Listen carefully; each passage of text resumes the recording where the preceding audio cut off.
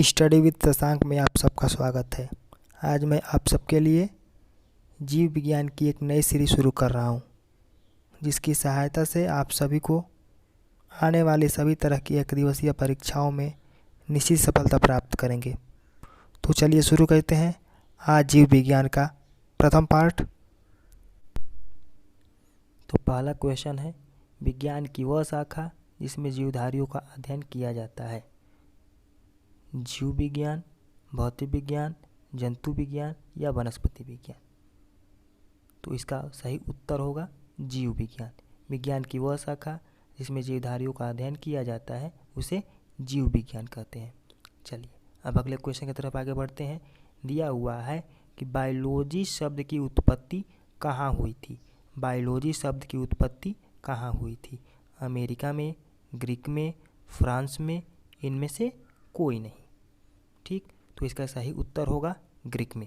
Biology शब्द की उत्पत्ति ग्रीक में हुआ था।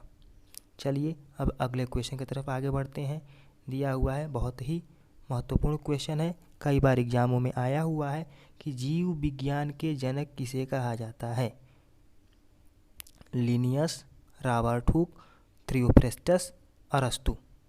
तो जी इसका सही उत्तर होगा अरस्तु। जीव विज्ञान के जनक अरस्तु को कहा जाता है। ठीक, अब चलते हैं अगले क्वेश्चन की तरफ। दिया हुआ है कि जीव विज्ञान के कितने भाग होते हैं। जीव विज्ञान के कितने भाग होते हैं? 1, 3, 5, 2। तो इसका सही उत्तर होगा 2। जीव विज्ञान के 2 भाग होते हैं। ठीक, अब चलते हैं अगले क्वेश्चन की तरफ। दिया हुआ है, जंतु के अध्ययन को क्या कहते हैं। दिया हुआ है, जंतु के अध्ययन को क्या कहते हैं। जंतु विज्ञान, वनस्पति विज्ञान, जीव विज्ञान, इनमें से कोई नहीं। तो इसका सही उत्तर होगा जंतु विज्ञान। जंतु के अध्ययन को जंतु विज्ञान कहा जाता है। अब अगले क्वेश्चन की तरफ आगे बढ़ते हैं। दिया हुआ है, पेड़ पौधे के अध्ययन को क्या कहते हैं। जीव विज्ञान, जंतु विज्ञान, वनस्पति विज्ञान, इनमें से कोई नहीं। तो पेड़ पौधों के अध्ययन को वनस्पति विज्ञान कहा जाता है। ऑप्शन नंबर 3 इसका सही उत्तर होगा। ठीक, अब चलते हैं अगले क्वेश्चन की तरफ। दिया हुआ है, बायोलॉजी शब्द का प्रयोग सर्वप्रथम कब हुआ था। यह बहुत ही महत्वपूर्ण क्वेश्चन है, बहुत ही महत्वपूर्ण क्वेश्चन है। दिया हुआ है कि बायोलॉजी शब्द का प्रयोग सर्वप्रथम कब हुआ था। 1802 में, 1803 में, 1804 में और 1805 में। तो बायोलॉजी शब्द का सर्वप्रथम प्रयोग 1802 ईस्वी में हुआ था। ठीक, अब चलते हैं अगले क्वेश्चन की तरफ। क्वेश्चन नंबर आपका दिया हुआ है 8वां, पादप विज्ञान में किसका अध्ययन किया जाता है। मानव शरीर संरचना का, पौधों का, मानव मनोविज्ञान का, जंतु विज्ञान का। तो पादप विज्ञान में किसका अध्ययन किया जाता है? तो पौधों का। ऑप्शन नंबर 2, पौधों का अध्ययन किया जाता है।